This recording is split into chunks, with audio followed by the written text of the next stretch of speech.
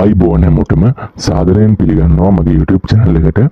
ඉතින් දවස් කීපයක්ම මට වීඩියෝ ගේන්න බැරි වුණා. ඉතින් අද තමයි මේ විදිහට ආයෙත් ඔයාලත් එක්ක වීඩියෝ එකකින් සම්බන්ධ වෙන්නේ. ඉතින් මාත් එක්ක මේ රැඳී ඉන්න ඔයාලා හැමෝම නැවත වතාවක් සාදරයෙන් පිළිගන්නවා මේ වීඩියෝ එකට. ඉතින් මේ වීඩියෝ එක බලලා ඔයාලටත් මේ වගේ අත්දැකීම් තියෙනවා නම් ඒ අත්දැකීම් ගැන යටින් කමෙන්ට් එකක් දාන්න. ආයෙත් එක්කම තව දෙයක් මතක් කරන්න ඕනේ. මගේ channel එක හදලා දාම ගොඩක් කල් නෑ. ඊටාම සුළු කාලයක් ගෙන් තියෙන්නේ. මාසයක්වත් නෑ තාම. නමුත් මේ වෙනකොට subscribes 700 එකක් තියෙනවා මම මේ වීඩියෝ එක කරන වෙලාවේ. ඉතින් subscribe 1000ක් වුණාම මම හිතුවා හැමෝටම පුංචි gift එකක් දෙන්න. gift එකක් කිව්වේ එක්කෝ ඔයාලට වටිනා ගාතාවක් වෙන්න පුළුවන්. එහෙම නැත්නම් පූජාවක් කරන විදිහ වෙන්න පුළුවන්. ඒ දේ මම කලින් කියන්නේ. මගේ subscribe 1000 හම්බුනහම මම ඔයාලත් එක්ක ඒ පුංචි gift එක බෙදා ගන්නවා. ඉතින් මේ channel එක මම සල්ලි හොයන්න බලාගෙන කරන එකක් නෙමෙයි, නිකන් ආත්ම තෘප්තිය උදෙසා කරන්නේ. ඉතින් මේ වීඩියෝ එක හොඳයි නම් like එකක් comment එකක් දාගෙන යන්න. ඉතින් අපි හැමෝම දෙවියන් වඳිනවා. දෙවියන් වඳිනකොට අපිට දෙවියන්ගේ එක එක ඉඟි ලැබෙනවා. දැන් හිතන්න දෙවියෝ වඳිනකොට අපිට නොඑක් සද්ද හෙන්න පුළුවන්. ඒ දේවල් වල අපි හිතුවේ නැතුවට යම්කිසි අර්ථයක් තියෙන්න පුළුවන්. දැන් උදාහරණයක් විදිහට හිතන්න. ඔයාලා දෙවියෝ වඳිනකොට ඔයාලටත් නොදැනීම ඇස් වලින් කඳුළු වෙනවා නම්, දෙවියන්ගේ මොන හරි ඉල්ලද්දි ඔයාලට නොදැනීම ඇස් වලින් කඳුළු වෙනවා නම්, ඒකේ තේරුම ඔයාලා මොන හරි දෙයක් දෙවියෝ ඉස්සරහා ප්‍රාර්ථනා කරා නම් ඒ දෙයට දෙවියෝ ඇහුම්කන් දුන්නා කියන එක. ඒ වගේ ගොඩාක් දේවල් තියෙනවා. ඉතින් ඒ වගේ කීපයක් තමයි මම මේ වීඩියෝ එකෙන් කතා කරන්නේ. දැන් ඔයාලත් එක්ක එකක් කතා කළා කඳුළු වෙන එක ගැන. දෙවෙනි එක තමයි දැන් හිතන්න ඔයාලා කෝවිලකට හෝ දේවාලයකට ගිහිල්ලා දෙවියන් වඳින අවස්ථාවක, කෝවිලකට හෝ දේවාලයකට ගිහින් දෙවියන් වඳින අවස්ථාවකදී ඔයාලා ප්‍රාර්ථනාවක් කර කර ඉද්දිම ඔයාලාගේ දැනුවත් වීමකින් තොරවම කවුරු හරි ඇවිල්ලා කෝවිලේ සීනුව නාද කළොත් ඒකේ තේරුමත් ඔයාගේ ප්‍රාර්ථනාව ඉෂ්ට වෙනවා කියන එක. ඒ වගේම තමයි ඔයා කෝවිලේදී හෝ එළියේදී, කෝවිලෙන් එළිය හෝ දෙවියන් වඳින අවස්ථාවක කොහේ හරි ඔයාට ඇහෙන විදිහට පුංචි ළමෙක් අඬන්න පටන් ගත්තොත් ඒකේ අර්ථයත් ඔයාලගේ ප්‍රාර්ථනාව දෙවියන් බලා ගන්න. එහෙම නැත්නම් ඔයාගේ ප්‍රාර්ථනාවට දෙවියන් ඇහුම්කන් දුන්නා කියන එක. ඒ වගේම තමයි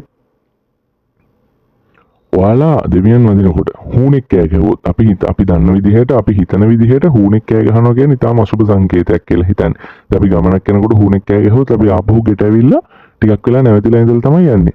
හැබැයි දෙවියෝ වඳිද්දී ඔයාලා දෙවියන්ගෙන් මොනවා හරි දෙයක් ඉල්ලනකොට හුණෙක් කෑ ගහනවා ඇහුනොත්, එහෙම නැත්නම් හුණෙක් ශබ්ද කළොත් ඒකේ තේරුම අසුබ දෙයක් නෙමෙයි, ඔයාලගේ ප්‍රාර්ථනාව ඉෂ්ට වෙනවා කියන එක. මම දන්නවා මේක එකපාර පිළිගන්න අමාරුයි කියලා ඔයාලට. නමුත් ඔය මේ ශාස්ත්‍රයේ හදාරණ අතර පවතින විශ්වාසයක් තමයි ඒකත්.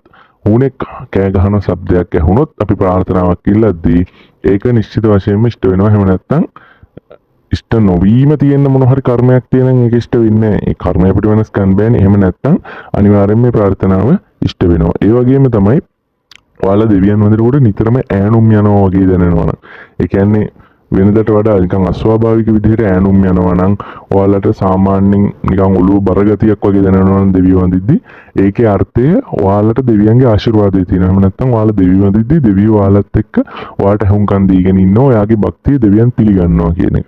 ඒ වගේම තමයි ඔයාලා පූජාවට තියෙන පොල් බින්දින්නේ නැතුව පොල් ගෙඩියක් පූජාවට තිබ්බොත් හරිද? ඒ පූජාවට තියෙන පොල් ගෙඩිය සමහර වෙලාවට පූජාසනයේ තියෙන පහනට රත් වුනහම පොල් ගෙඩිය පිපිරෙනවා. එහෙම නැත්නම් පූජාසනයේ රස්නේ දුම් නැදුනහම එමත් පොල් පුපුරන වෙලාවල් තියෙනවා. ඒවා පටල ගන්න එපා.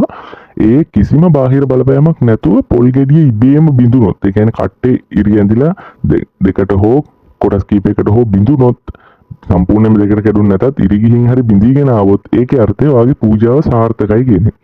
ඒ වගේම තමයි තව දෙයක් තියෙනවා. ඔය සමහර පැතිවල මිනිස්සු ගණදෙවියන් වඳිනකොට ගණදෙවියන්ගේ හිස මත තියෙනවා මලක්. වැටෙන්නේ නැති විදිහට තමයි මේ මල රඳවන්නේ. ඔයාලා පූජාව ඉවර වෙනකොට ඔයාලා නොදැනීම මේ මල කොයි වෙලේ හරි වැටිලා තිබුණොත් ඒකෙනොත් එයාලා විශ්වාස කරනවා දෙවියන් මේ පූජාව බාරගත්තා කියලා. ඉතින් මම මේ කියන්නේ මම සාත්‍ර බලන කෙනෙක්වත් එහෙම නෙමෙයි. මම මේ කියන්නේ සාම්ප්‍රදායිකව මිනිස්සු විශ්වාස කරගෙන ඉන්න දේවල්. මේ ශාස්ත්‍රයේ හදාරණ අය අතර පවතින විශ්වාසයන් තමයි මම මේ ඔයාලත් එක්ක බෙදාගත්තේ. එහෙම නැතුව මම සාත්‍ර කියන කෙනෙක් නෙමෙයි. ඉතින් ඒ හින්දා මම හිතන්නේ මේ වැරද්දක් කිව්වේ කියලා. මේක මම අධීක්ෂණය කරලා එහෙම නැත්නම් අධ්‍යයනය කරලා මිනිස්සු අතර පවතින විශ්වාසයන් මත පදනම් කරගෙන තමයි මම මේ වීඩියෝ එකේ මේ කරුණු ඔයාලත් එක්ක බෙදාගත්තේ.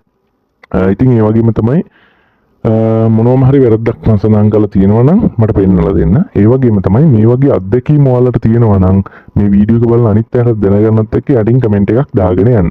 ඒ වගේම තමයි තව දෙයක් මේ දවස් ටිකේ මට පොඩි නිමවුඩුවක් තියෙනවා. ඉතින් මම හිතුවා ඔයාලට පුළුවන් තරම් දැනුවත් කිරීම කරන්න. ඒ වගේම මට පුළුවන් හැම වෙලාවෙම මම වීඩියෝ එකක් ගේන්න උත්සාහ කරනවා. ඒ නිසා මගේ channel එක subscribe කරලා දිගටම මාත් එක්ක රැඳී ඉන්න කියලා ඔයාලා හැමෝටම ආරාධනා කරනවා. ඉතින් ඔයාලා හැමෝටම සුබ දවසක් ප්‍රාර්ථනා කරනවා. ගණදෙවියන්ගේ පිහිටයි.